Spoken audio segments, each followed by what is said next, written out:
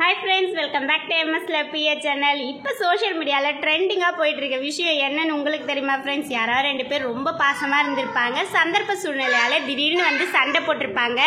அப்பதாங்க சில ஓநாய்கள் அப்படியே உள்ள நுழைஞ்சிட்டு நல்லவங்க மாதிரி நம்மளை காமிச்சிக்கணுன்றதுக்காக ஏதாவது அந்த சண்டையை திரும்ப திரும்ப திரும்ப திரும்ப உசுப்பேத்தி விடுறது, சொம்படிக்கிறதுன்னு சொல்லுவாங்க. இதுக்கு பேரு சில சொம்படிக்கிறவங்களோட குரலை இப்ப நம்ம கேட்க போறோம் ஃப்ரெண்ட்ஸ்.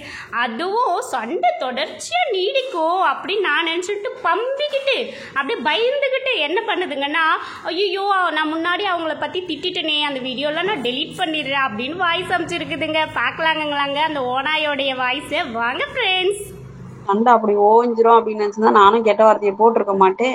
இந்த சண்டை இப்படியே ஓடிக்கிட்டே இருக்கும்னு நான் நினைச்சேன். அதுக்கப்புறம் பார்த்தா நானும் அதிகமா கெட்ட வார்த்தை பேசியிருக்கேன். பார்ப்போம். புரிஞ்சிச்சா மக்களே? சொம்படிக்கிறவங்க எப்படி இருக்காங்க பாருங்களேன். யாராவது பாசமா வந்து பேசுறாங்க, திடீர்னு சண்டை போடுறாங்க அப்படின்னா ஆறுதலா பேசுற நிறைய பேரை பார்த்துருக்கேன். இது என்னங்க புது ட்ரெண்டிங்காக இருக்குது? உள்ளே நுழைஞ்சிக்கிட்டு ஒவ்வொன்னு குலைக்கிறது மட்டும் இல்லாமல் சைஞ்சக் அப்படின்னு சொல்லிட்டு நல்லா சொம்படிக்குதுங்க. ஐயோயோ எனக்கு செம சிரிப்பாக தான் வருது ஃப்ரெண்ட்ஸ். நெக்ஸ்ட்டு என்ன பேசியிருக்காங்க நம்ம பார்த்தே ஆகணும்ல. வாங்க ஃப்ரெண்ட்ஸ். Okay bye. பாருங்க, நீங்கள் எதுக்கு ஃபோன் எடுக்கல? நான் 2 டேஸாக ஃபோன் எடுக்கலன்னு ஒன்னே நினச்சேன். ஒருவேளை இவங்களுக்கு திரும்ப ஓடுது அதனாலன்ட்டு. அப்புறம் நானே புரிஞ்சுக்கிட்டேன்.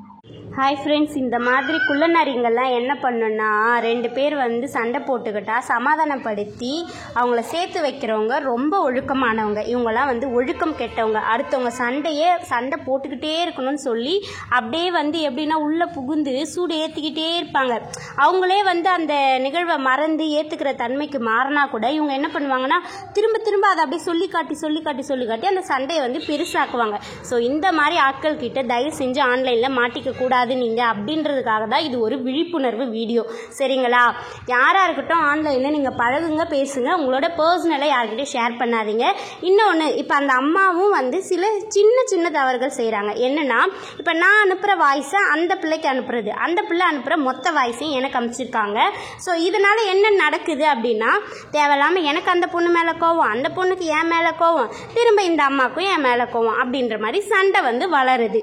உங்களுக்கு நல்லா தெளிவாக புரியுதுன்னு நினைக்கிறேன் ஃப்ரெண்ட்ஸ். நெக்ஸ்ட் என்ன வாய்ஸ் கொடுத்துருக்காங்கன்ட்டு பார்க்கலாம் வாங்க.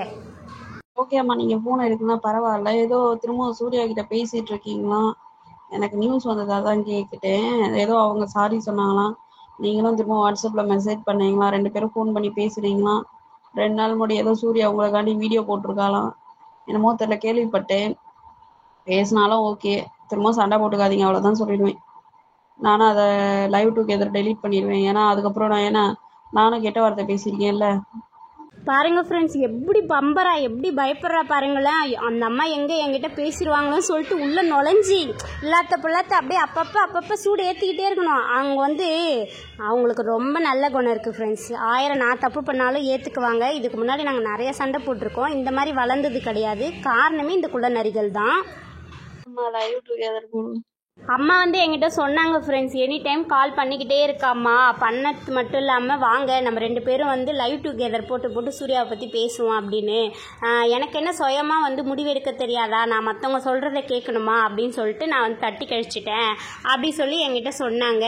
இதிலேருந்து நான் என்ன சொல்ல வரேன் அப்படின்னு பார்த்தீங்கன்னா, சண்டையை வந்து வளர்த்துட்டே இருக்கணுமா.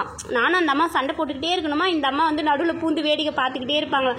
இப்படி ஒரு பிச்சைக்காரியை நீங்கள் பார்த்துருக்கீங்களா ஃப்ரெண்ட்ஸ்? சத்தியமாக சொல்கிறேன், என்னை பற்றி அவள் பேச்சு எடுக்காமல் யூடியூப் ரன் பண்ணவே முடியாது. அதனால தான் என்னையை பற்றி இந்த மாதிரி கேவலமாக பேசிட்டு திரியிறா. அந்த அம்மா வந்து சும்மா போய் வந்து சொம்படிக்க வேண்டியது. சைஞ்சக் அப்படின்னு சொல்லிட்டு சரியான வந்து எப்படி சொல்கிறது, ஜால்ரா தட்டி போட்டே சாப்பிடுவா போல். வேறு வழி இல்லை போல். எல்லாரும் பிச்சை இருந்தால் தயவு செஞ்சு அவளுக்கு போட்டு விடுங்க ஃப்ரெண்ட்ஸ். எப்படி பயப்படுறா பாருங்க அவள்.